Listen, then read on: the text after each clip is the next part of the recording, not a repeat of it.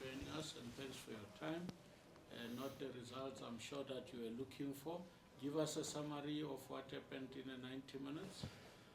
I think over the 90 minutes, I think it was a game of two halves. I think in the first half we showed far too much respect to Kaizer Chiefs. Not that they don't deserve respect, but at this level of football, you can't stand off good players like we did. we they're coming out of a tricky period, and I think we made it relatively easy for them, and they get their noses in front. And then we decide we're going to play a game of football. So I was pleased with the application, the attitude, just before half time, and obviously for the whole of the second half.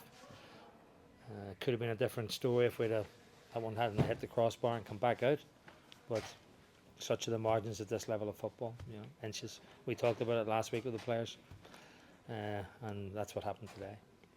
Thank you very much. We give members of the media a chance to pose questions. Please, your name and name of your publication, and straight to the question. You're not using a mic, so go for it.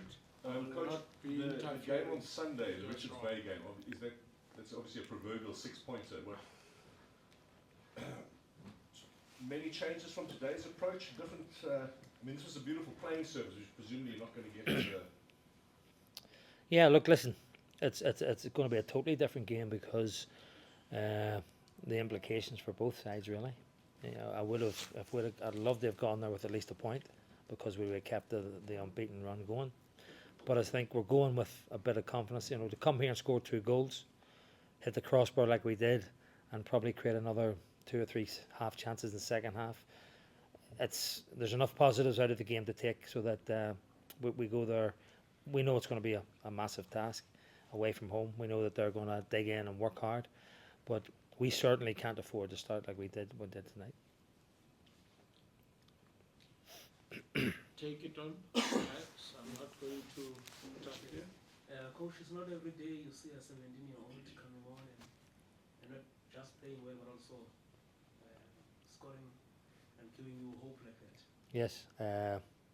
Look, I spoke about him last week. I don't really want to indulge too much about him because, like you say, he's a 17-year-old and we need to keep his feet on the ground. But, he's a great prospect. He sniffs out goals like he did today. My job is to keep his feet on the ground, keep him focused, and get him to the next level where I believe he can go. When you look at the side, Coach, do you think you joined after the anomaly of, let's say, 4 or 5 successive defeats? Do you think this is not a relegation side? From what you've seen of the other teams as well in the nether regions alongside you? I don't think we're a relegation side. No, I think some of the football we play is better than a lot of teams above us. I think even early on, they were unlucky in games that I watched. Were punished for mistakes. Even today, in the first half we'd worked on making sure our fullbacks closed down the wide men and the midfielder doubled up. And we didn't do that twice, and both crosses led to goals. I think the second one, Rushman slips. So it's amazing. When I took over, there were 7 defeats in a row.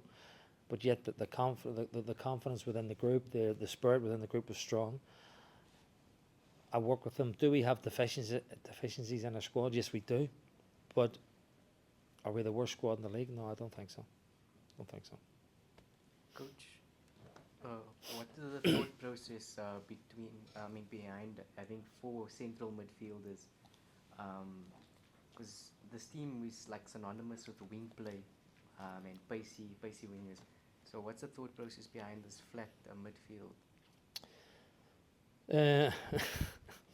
Certainly wasn't intended to be a flat midfield like it turned out. Look, we've worked on a new diamond shape, which has been very, very successful. I thought we were really good in Orlando with it. We're at least getting our fullbacks high, trying to get people like Keegan Buchanan on the ball, Lavoio on the ball, and trying to create things through central areas and then switches of play. So I think today, because of their 4-3-3, we were probably, I thought they started quite brave with sort of 2 8s. So that's what maybe pushed us back. I think personally, I said to the players at half time, we dropped back too early and gave them, too much space and let them get the switches of play, which causes the problem. So it necessarily wasn't a planned flat midfield four like it panned out. Coach, one would have wanted, or maybe would have expected to see Ralani today playing, especially because of his experience and the magnitude of the game. It did not happen. Is it because of he's not where you want him to be yet? I thought it a very No, but not starting. not starting. Starting, Okay, I starting. thought it. Look, Rolani hasn't had a pre-season. We all know his age, so he's coming to us, and we're just trying to manage his time. I don't think coming up here playing at the altitude, Rolani would have. I wanted to finish the game. The game plan always was to be in the game with at least 30, 20 minutes to go, and then, like we did last week, bring him on and see if he can create something. I think when he came on, he certainly created, but he just doesn't have the 90 minutes in his legs at the moment. Can he be a saviour for the team this season, do you think? It's a big shout to say, can he be a saviour? Because there's a lot of other good players in the team. Can he be a catalyst? Look, I think when he comes on the park, other teams worry about him. You can see he's got a great ability to retain the football. You can see he's got awareness of players around him. So I wouldn't go to say so far as to say, can he be a saviour? But he can be instrumental in making sure that we stay in the Premier Division. Coach, I was listening when you talk about the results in the last two matches, scoring 4 goals against Chiefs and Pirates, and I think this adds some confidence. It's not bad, sure, isn't it? It's not bad. Especially going to this game against Richards Bay. Richards Bay. Look, I think if we'd have said to ourselves we're going to come up here and score 2 goals, would have thought we went home with a point. I was disappointed. The third goal we conceded. You know, the ball's knocked about our box. We haven't quite closed people down. But then, early in the first half, we didn't do that either. So, you make it difficult for yourself when you give away goals like we did tonight. But you're right, to score 2 goals here, as I say, coming here at the altitude, no fans. You know, again, I don't think that helped either team. But yeah, there's plenty of positives in terms of, as I say, the way we finished the game. And not only did we score the 2 goals, but I think as I say, we've hit the crossbar, and we've had a couple of other half chances. You know, we've probably created 5 or 6 really good chances against a decent team away from home. Can I ask you about your position, because it was told to us that you were the technical director and Vasily came in then and appointed as assistant coach, and we were all waiting for the head coach to come. Yes. Are you going to be the head coach, or is someone still coming? Look, as I said last week, I think we've been inundated with CVs. We've sat down, we've drawn up a shortlist, and we're actively speaking to candidates on that shortlist at the moment. And I think I said last week that it's important that we get the right person and not the quick person. So we want to make sure that this appointment is going to benefit us in terms of helping the squad, helping myself develop the strategies around the football objectives of the club. So yeah, it's just a case of we're taking our time and looking for the. But we have a short list drawn up. Are you not tempted to stay on?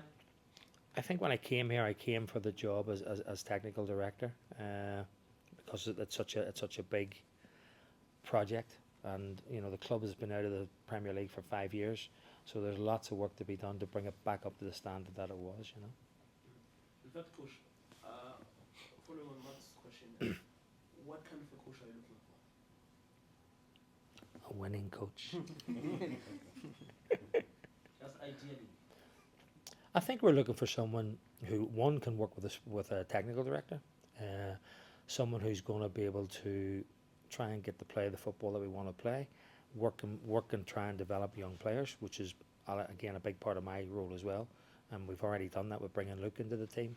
We've identified 4 or 5 other players within the young Spurs squad, and we're creating what we're calling an elite development group. And they're players that we're going to see if we can nurture over the next 18 months towards the first team. Thank you, Coach. Coaches, one of the most instrumental players in the team is Lincoln Pfeiffer. He's not been in the reckoning for the entire season. The goalkeeper? Yeah. Has there been any update on his situation at the club? Lincoln obviously had a health situation, so he's in the process of recovering at the moment, and we expect him back training within the next few weeks. It would be a big asset when he's back. Sorry, last one if you don't mind. Did No. you get caught a little bit at the end about taking? I didn't understand why you took Daniels off, and then of course how Congo got injured and the youngster got exposed a little bit on that goal on the left hand side. Was that just a little bit unlucky? Should you have not taken Daniels off? Why did you take him off? We took Clayton off because he had suffered a bad knock on his ribs and was tight hamstring. He played 70 minutes on last week. He played 70 minutes tonight. We've a game on Sunday.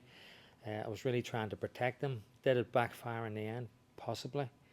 But I'm not going to point the finger at the young left back and say, you know, we have Rushman as left back, but he can also play, you know, left centre back. So, yeah, look, sometimes these things work for you, sometimes they work against you.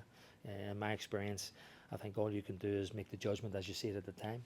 I've said to many people that immediately after a game and the day after a game, I always pick a better team, make better substitutions. You know, hindsight's a wonderful thing.